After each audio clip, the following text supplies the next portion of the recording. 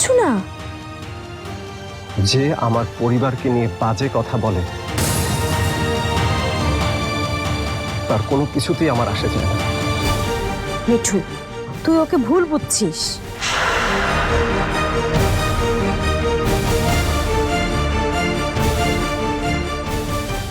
কি যাবো বলিস যা স্যার ডেকে নিয়ে। আমি যাবো কেন? তুই যাবি না? না।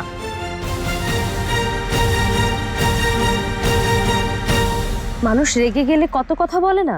আমাকে নিয়ে বলুক, কোনো সমস্যা নেই, তোমাদের নিয়ে কেন বলবে? আরে বাবা, জবা তেমন কিছু মিন করে বলেনি। প্লিজ ভাবি, প্লিজ।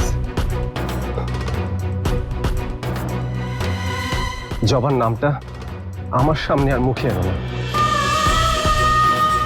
ওই নামটা আমি আর শুনতে চাই না, প্লিজ। মিঠু,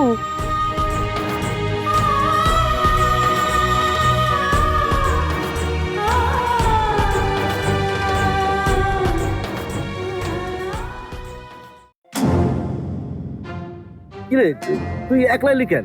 তুই না স্যারে ডাকতে গেলি, আইলো না না। কেন? কারে ডাকুনের আমি কে? তোর ইচ্ছা থাকলে তুই যা।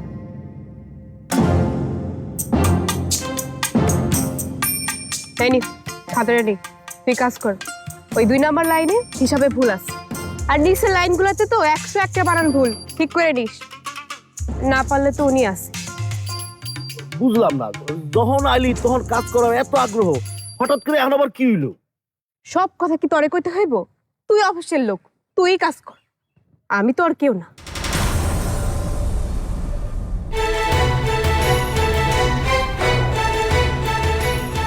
মিঠু, প্রেম ভালোবাসায় মান অভিমান থাকবে, সেটা নিয়ে সিরিয়াস হবার কিছু নেই। আমার সাথে আয় তো। আর ভাবি, আমি আমার সিদ্ধান্ত নিয়ে ফেলেছি। আমাদের মধ্যে যা হবার সম্ভাবনা ছিল সেটা আর কিছুতেই হবে না।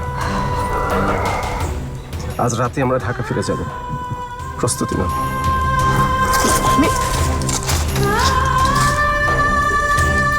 ভাবি, স্যার চলে গেল, কাজ শেষ করবো না? স্যার, স্যার,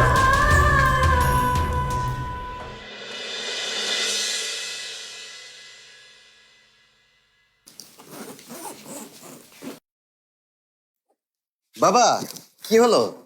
বাইরে সবাই দাঁড়িয়ে আছে, তুমি যাবে না? আর কত দেরি হে পাঞ্জেরি?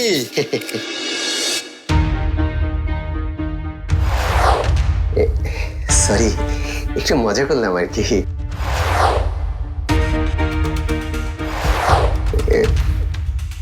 তুই আমাদেরকে এভাবে তাকিয়েছো কেন বাবা? তাকিয়ে আছি, এটা তোর ভাগ্য। কারণ এখন তোর দিকে